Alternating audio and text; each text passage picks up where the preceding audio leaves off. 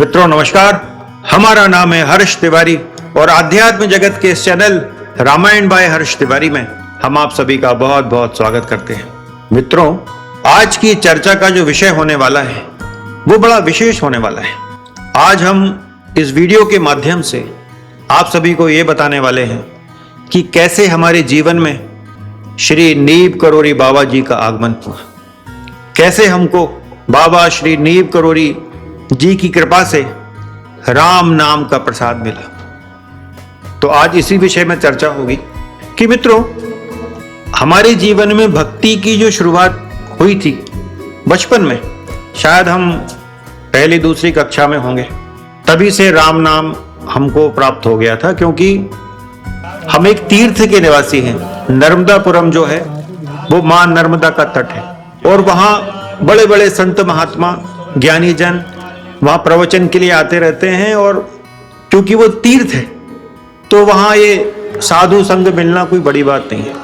वहीं हमारे सेठानी घाट पर नर्मदापुरम में 9 दिन का रामचरितमानस का पाठ होता था। तो हम बहुत छोटे थे, बचपन में पहली दूसरी के स्टूडेंट थे, तो उस समय हम वहां जाके बैठ जाया करते थे। रामचरितमानस पढ़ते भी नहीं आती थी, लेकिन वहां बैठते थे। प्रसाद का लालच होता था और कोई दूसरा लालच हो आध्यात्मिक तो उसको तो जानते नहीं थे उस समय। जनरली प्रसाद के लालच में हम और हमारा एक दोस्त वहां जाते थे और पूरे टाइम बैठे रहते थे और काफी लंबे समय तक ये सिलसिला चला। पहले तो पढ़ते आता नहीं था, फिर पढ़ने लगे। रामचरितमानस का घंटों पाठ करते थे, वो शायद 3-4 घंटे का पाठ होता था। तो काफी लंबे समय तक वो पाठ चला, लेकिन वो धीरे धीरे, चूंकि वो गुड़ी पड़वा चैत्र नवरात्र के समय से वो होता था, तो उस समय क्या फिर एग्जाम्स वगैरह होने लगे, तो वो फिर डिसकंटिन्यू हो गया और धीरे धीरे भगवान श्री राम भी हमारे जीवन से कुछ दूर हो गए। तो फिर कुछ समय बाद तो हम गिरिराज जी से जुड़ गए, वृंदावन से जुड़ गए, मथुरा से जुड़ गए। तो बार बार फिर वो गिरिराज जी की परिक्रमा के लिए गोवर्धन पर्वत जाना, दिन दिन भर उस पर्वत की गिरिराज जी महाराज की परिक्रमा करना, रात रात भर करना, यही सिलसिला चल रहा था। भक्ति तो जीवन में थी, लेकिन राम भक्ति नहीं थी। और पिछले यदि 15-20 वर्षों को देखा जाए तो हमारा तो राम जी में कोई इंटरेस्ट ही नहीं था। इंटरेस्ट ही समाप्त हो गया था, कोई इंटरेस्ट नहीं था। यदि कोई राम जी की चर्चा भी करता था तो कोई रस नहीं आता था। लेकिन आज हमारे जीवन में तो केवल सीता राम जी है, उनके अलावा कुछ है ही नहीं। तो ये इतना बड़ा परिवर्तन कैसे हुआ? हम लोग जो संबोधन करते थे लोगों से, राधे राधे कर कर ही संबोधन करते थे, क्योंकि वृंदावन से जुड़े थे, गिरिराज जी की परिक्रमा से जुड़े थे। पहले तो हर महीने गिरिराज जी की परिक्रमा करते थे, पूर्णिमा के दिन या किसी अन्य दिन। फिर धीरे धीरे थोड़ी सी 2-3 महीने में जाने लगे थे, लेकिन जाते जरूर थे। लेकिन अचानक हमारे जीवन में एक बहुत बड़ा परिवर्तन हुआ। एक शक्ति की कृपा हमारे जीवन में हो गई। हमारे जीवन में नीब करोरी बाबा का आगमन हो गया। अब ये आगमन हुआ कैसे, तो इसके विषय में थोड़ा बताएंगे। और ये बताने का उद्देश्य ये है कि बाबा की जो कृपा है वो और अधिक से अधिक लोगों तक पहुंच सके। बाबा जी का जो कृपा प्रसाद है वो अधिक से अधिक लोगों तक पहुंच सके, और जिस माध्यम से वो कृपा हमको प्राप्त हुई वो बड़ा सरल सा साधन है, तो क्यों ना और लोगों के जीवन में भी बाबा का वो कृपा प्रसाद, बाबा की वो महती कृपा आए। और मन में एक दृढ़ विश्वास भी है कि जब हमारे जैसे महापातकी व्यक्ति, महापापी व्यक्ति पर दयालु नीब करोरी बाबा जी महाराज की कृपा हो सकती है, तो अन्य लोगों पर क्यों नहीं हो सकती? तो अब कैसे आए हमारे जीवन में बाबा, कैसे मिला राम नाम का प्रसाद, तो इस विषय में थोड़ी चर्चा करेंगे। मित्रों, हुआ ये कि बात है 16 जुलाई 2022 की। हमारे यहाँ म्यूजिक का एग्जाम था। हमारा जो नर्मदापुरम में घर है तो वहाँ म्यूजिक एग्जाम का सेंटर है, तो वहाँ एग्जाम होता है। हमारे घर में संगीत का ही माहौल है, संगीत, नृत्य, पेंटिंग, यही सब। हमारे पापा जो हैं वो बहुत बड़े संगीतकार रहे हैं, संगीताचार्य उनको कहा जाता है। तो उनकी कृपा से घर में वही संगीत का माहौल बचपन से देखा है हमने। तो उस दिन 16 जुलाई 2022 को हमारे यहाँ संगीत की परीक्षा थी और उस दिन हमें याद आता है कथक नृत्य का एग्जाम था उस दिन। तो वो जो एग्जाम कंडक्ट कराती हैं कथक का, तो उसकी एडमिनिस्ट्रेशन जो देखती हैं वो हमारी श्रीमती देखती हैं। तो अब वो उसमें 2.5-3 घंटे लगना था लगभग उस एग्जाम में। तो हमारी मैडम ने हमसे कहा कि वकील साहब अब यहाँ तो मुझे 2.5-3 घंटे लगेंगे, तो आप इतनी देर क्या करेंगे।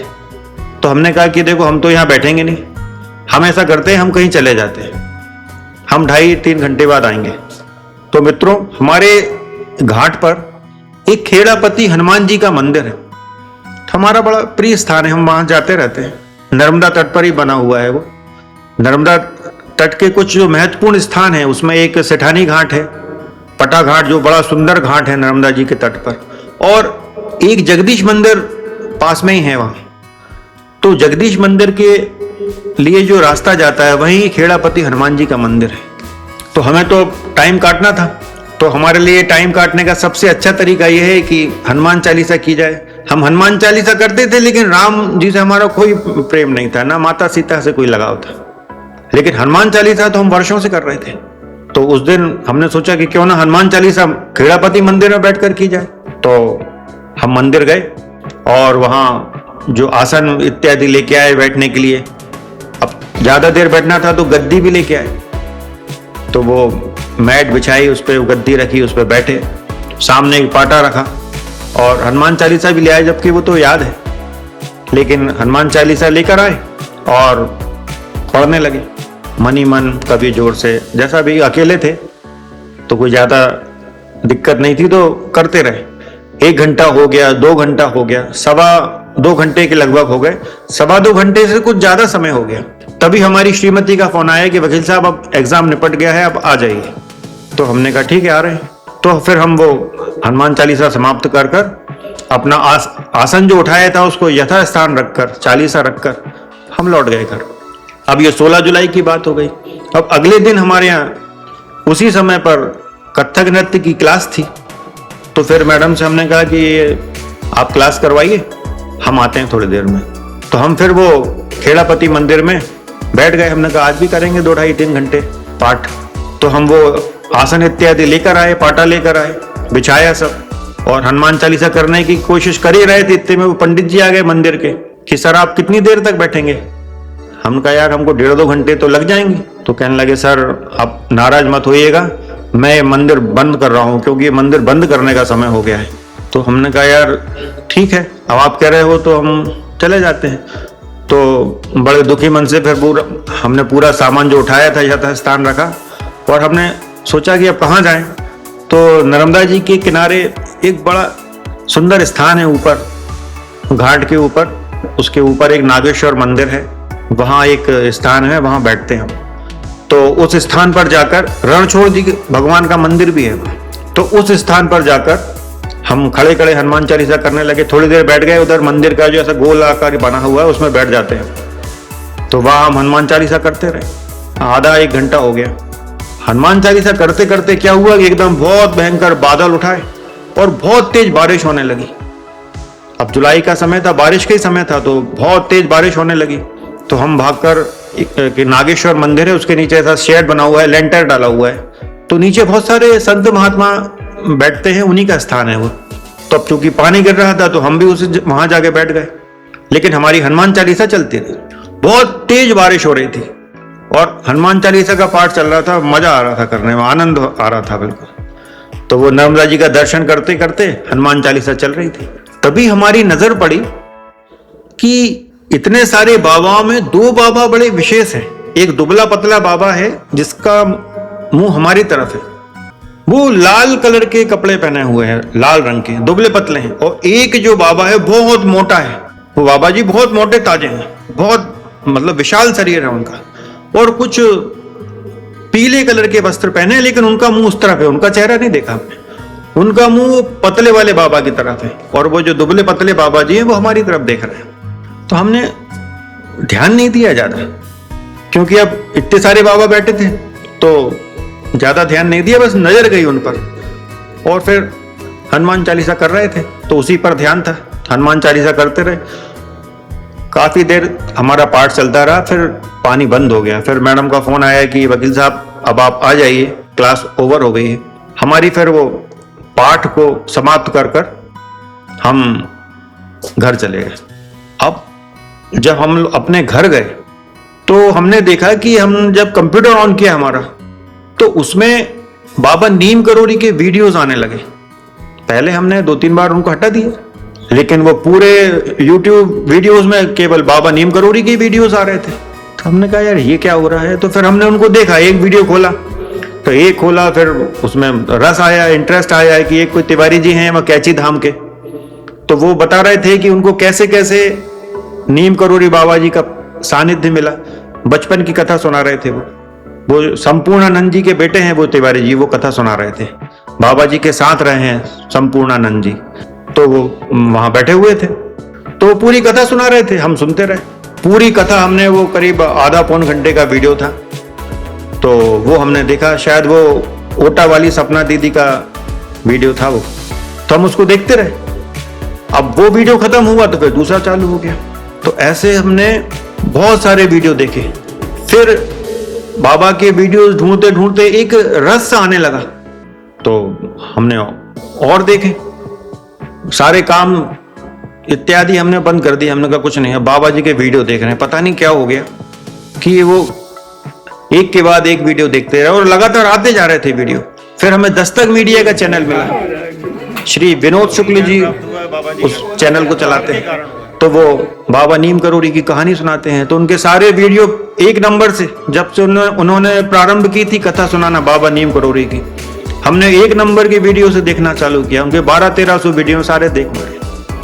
और बाबा जी की जो कथाएं हमने सुनी, बाबा जी का हमारे जीवन में प्रवेश हो गया।